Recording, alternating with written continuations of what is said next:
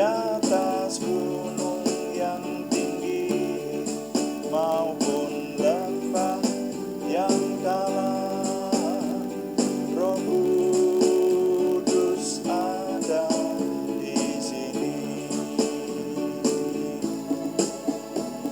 Roh Kudus ada di sini. Jamaknya sementara dia ada di atas gunung yang tinggi maupun lembah yang dalam, Roh Kudus ada di sini.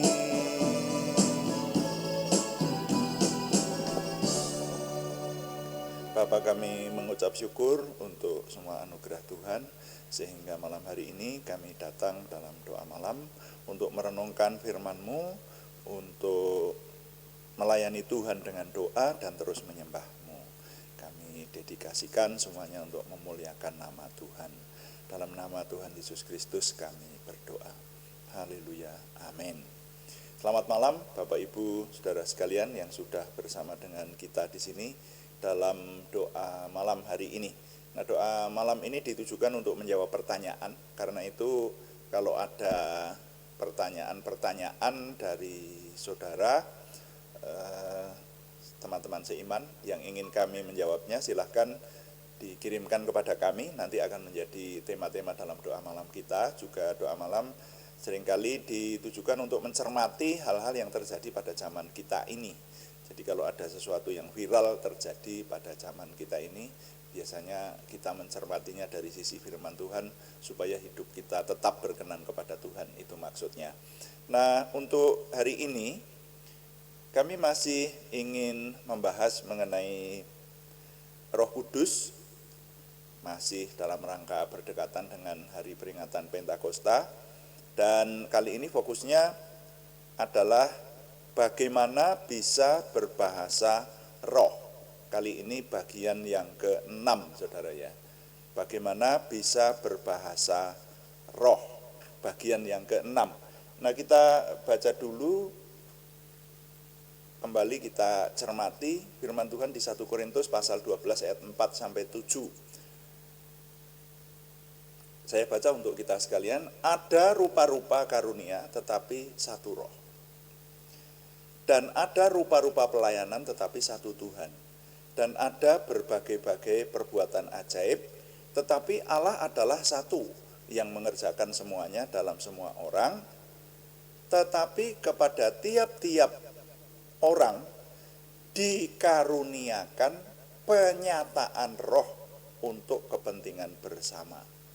Dan seterusnya, nanti ayat yang ke-8 dan sampai ayat ke-11 itu menyebutkan tentang 9 karunia roh itu ya, yang sudah berkali-kali kita baca. Nah, kali ini saya ingin menyampaikan, ingin mengajak saudara mencermati apakah bahasa roh itu bisa dipelajari atau dilatih. Nah, itu mari kita renungkan bersama-sama saudara-saudara. Jadi, apakah bahasa roh itu bisa dipelajari atau dilatih?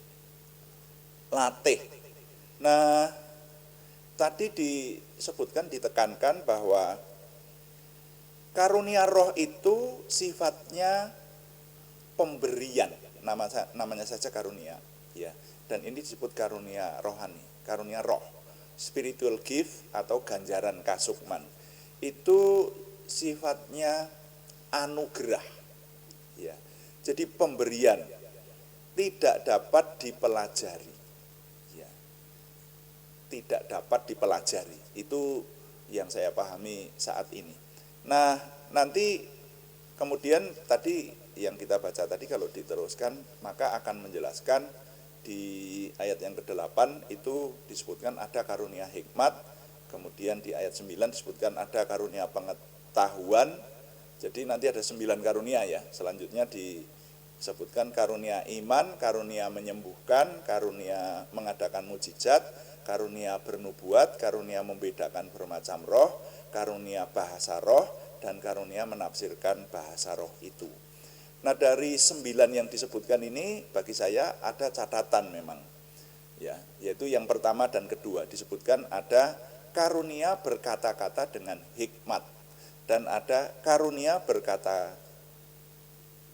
berkata-kata dengan pengetahuan. Nah itu. Nah, ini yang namanya hikmat dan pengetahuan itu memang berhubungan dengan akal pikiran. Kalau berhubungan dengan akal pikiran itu bisa dipelajari tentu saja. Ya, jadi orang bisa tahu sesuatu itu kalau belajar. Ya, orang bisa tahu menguasai suatu ilmu itu kalau belajar.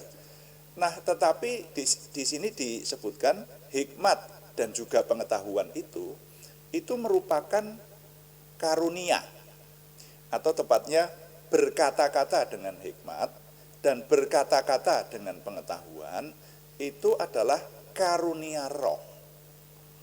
Nah, ketika saya mencermati, memang benar ya, saya itu ya karena punya pengalaman dalam pelayanan, memperhatikan orang-orang. Ada orang-orang yang cukup cerdas, ada orang-orang yang pandai sebetulnya, cerdik pandai, tetapi kok tidak punya hikmat. Benar, saya agak keheranan menemui beberapa orang ya dalam pelayanan saya, tentu saja saudara ya. Ada orang-orang yang cukup cerdas, cukup cerdik pandai, seharusnya orang itu punya hikmat. Nah, sekarang tinggal bagaimana mengartikan hikmat itu, saudara. Saya mengartikan hikmat itu lebih tinggi daripada kecerdasan dan kepandaian. Ya, jadi kecerdasan dan kepandaian itu bagian dari hikmat. Ya. Dan ada orang-orang yang saya nilai orangnya itu sebetulnya intelektualitasnya tinggi, tapi tidak punya hikmat, saudara. Karena hikmat itu memang berasal dari Tuhan. Nah itu. Nah, dengan demikian bagi saya, mungkin saudara kalau bisa memperhatikan, saudara yang sudah memahami benar tentang arti hikmat.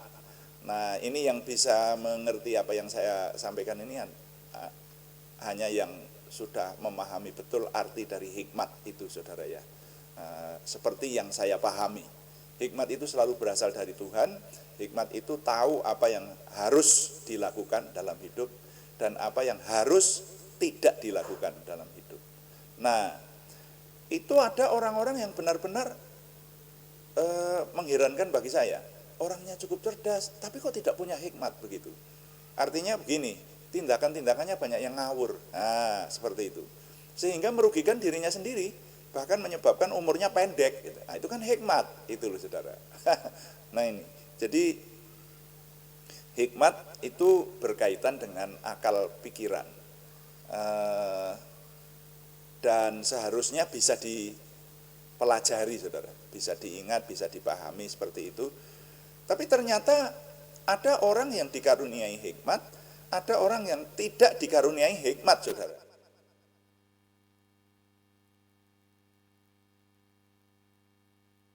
Jadi kalau demikian maka menggarisbawahi apa yang dikatakan oleh firman Tuhan ini, bahwa hikmat itu adalah karunia roh. Gitu. Nah, termasuk pengetahuan. Ada juga orang-orang yang walaupun diajar berkali-kali tetap tidak bisa menguasai sebuah pengetahuan. Jadi pengetahuan itu walaupun ilmu pengetahuan itu bisa dipelajari, tapi tetap merupakan karunia, merupakan satu pemberian yang disebut karunia pengetahuan itu. Nah, tentu saja pengetahuan ada banyak, saudara ya. Ada banyak yang bisa dipelajari, ada yang tidak. Seperti itu. Nah, tapi kalau kita memperhatikan secara keseluruhan dari 9 karunia yang disebutkan ini, kecenderungannya tidak bisa dipelajari atau dilatih. Apalagi bahasa roh yang jadi fokus yang kita cermati saat ini. Ya, jadi bahasa roh itu memang pemahaman saya tidak bisa dipelajari atau dilatih. Nah, tapi saya pernah mendengar, katanya ada orang yang melatih gitu loh saudara. Jadi biasanya peristiwanya pada waktu ibadah pencurahan Roh Kudus, misalnya pas hari raya Pentakosta. Kemudian ada orang yang dipenuhi Roh Kudus, lalu belum bisa memiliki karunia bahasa roh atau berkata-kata dengan roh. Kemudian orang itu menyatakan kepada hamba Tuhan atau pendoa, konselor yang melayani, begitu, saya ingin diberi karunia bahasa roh. Lalu yang mendoakan itu berkata begini, oh itu bisa ditumpangi tangan, didoakan, dan nanti tirukan saya mengucapkan begini, lama begini, terus nanti kan berubah jadi bahasa roh. Itu namanya bahasa roh yang dilatih. Kalau menurut saya hal itu kok tidak alkitabiah saudara ya. Bahasa roh itu karunia, tidak bisa dilatih seperti itu saudara ya. Nah, tetapi kenapa kenyataannya ada orang-orang yang melakukan seperti itu, melatih orang untuk berbahasa roh semacam itu. Nah, kalau ini saya memikirkannya begini, karena nanti akan menjadi batu sandungan bagi yang lain. Hal itu kemudian menimbulkan banyak penafsiran, bahkan menjadi bahan diskusi, ini kok begitu, dan seterusnya gitu ya. Mari kita menerimanya sebagai umat Tuhan begini. Masalah keimanan itu penafsirannya banyak. Ada orang yang menafsirkan begini, ada orang yang menafsirkan begitu. Bahkan karunia roh saja ada orang yang menafsirkan bagian Alkitab yang kita baca ini dan mereka tidak mau menerima karunia roh. Ya enggak apa-apa, silakan saja, gitu saudara ya. Tapi bagi yang bisa menerima karunia roh, ya enggak apa-apa, teruskan saja kalau itu sebuah keyakinan. Karena begini, masalah keimanan, masalah teologi itu bisa ada banyak penafsiran, dan kalau kebablasan nanti bisa menjadi bidat saudara. Makanya kita harus hati-hati.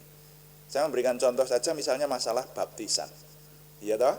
Masalah baptisan itu ada yang menafsirkan bahwa baptis itu cukup dipercik. Nah, gitu. Jadi tidak perlu diselam. Hanya cukup dipercik dalam ibadah gitu. Dan ada pegangan ayatnya. Kalau nggak salah, pegangan ayatnya adalah Tuhan Yesus waktu mengatakan, kalau engkau sudah dicuci sebagian dari tubuhmu, seluruh tubuhmu sudah disucikan, seperti itu. Nah, tapi kalangan yang lain, ada yang punya pendapat bahwa murid Kristus itu adalah prajurit Kristus. Jadi kalau dibaptis cukup dengan memegang bendera sama mengucapkan sumpah. Ada gereja yang seperti itu, saudara ya. Nah, ini kan beda lagi. Masing-masing bisa mempersalahkan. Bisa, wah itu salah, itu yang baptis yang pegang bendera itu. Yang pegang bendera juga berkata, wah ini benar saja, wong ini prajurit Kristus itu bersumpah, itu yang dimaksud dibaptis sama Tuhan Yesus itu ya seperti ini. Nah begitu. Jadi masing-masing bisa punya kebenarannya sendiri. Sementara yang lain lagi mengatakan baptis itu harus selam, karena kata baptis sendiri artinya diselamkan. Baptis itu artinya baptiso, dari kata baptiso artinya diselamkan. Jadi baptis harus selam yang benar gitu. Nah, ini kan satu contoh bahwa dalam menafsirkan firman Tuhan itu orang bisa melakukan sesuai dengan penafsirannya. Nah, makanya jangan heran kalau ada orang yang mengajarkan bahasa roh itu. Nah, sekarang tinggal kita ikut atau enggak. Ya, kalau menurut pendapat saya, menurut penafsiran saya tidak ikut. Artinya bahasa roh itu tidak bisa dipelajari atau dilatih semacam itu. Itu karunia, saudara. Dan bahkan dikatakan tidak seorang pun mengerti bahasanya. Kalau menurut saya, bahkan yang mengucapkan itu, yang diberi karunia bahasa roh itu juga tidak mengerti bahasanya.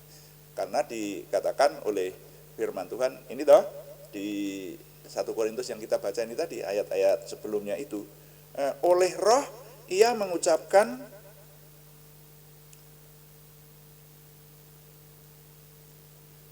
pernyataan-pernyataan atau keluhan oleh roh ia menyampaikan hal-hal kepada Tuhan dengan bahasa yang tidak dimengerti atau dengan kata-kata yang rahasia, dikatakan seperti itu. Nah, karena itu maka saudara-saudara sekalian, kalau kita yang ingin memiliki karunia berkata-kata dengan bahasa roh, itu tidak bisa belajar. Bisanya adalah meneliti bagaimana untuk mendapatkan karunia itu. Ya minta gitu saudaranya. Tapi kalau dipelajari seperti belajar sebuah keahlian tertentu gitu, tidak. Saya tidak percaya bahwa karunia roh itu bisa dipelajari semacam itu. Hati-hati mengenai hal ini, nanti bisa terjebak saudara kalau dilatih sama seseorang, jangan-jangan bahasa roh yang palsu gitu saudara ya. Nah, ini roh itu tidak kelihatan sehingga kita dalam mencermatinya harus super hati-hati. Perhatikan firman Tuhan supaya kita tidak melakukan sesuatu yang salah di hadapan Tuhan. Nah, jadi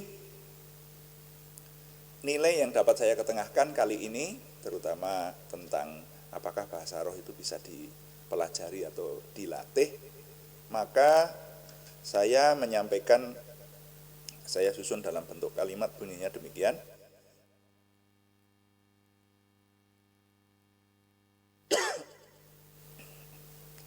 Berkata-kata dengan bahasa roh adalah karunia rohani. Cara memperolehnya tidak bisa dengan belajar atau latihan atau dilatih begitu, tidak bisa. Ya, jadi sekali lagi, berkata-kata dengan bahasa roh adalah karunia rohani. Saya beri tanda petik di situ. Karunia.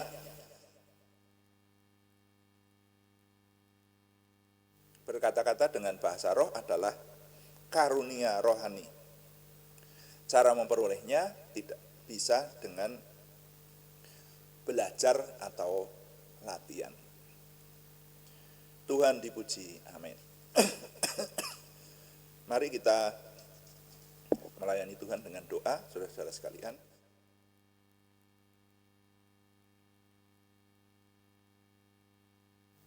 Kita akan berdoa dengan doa yang diajarkan oleh Tuhan Yesus Kristus, atau saya sering menyebutnya patron doa dan juga doa Yabes.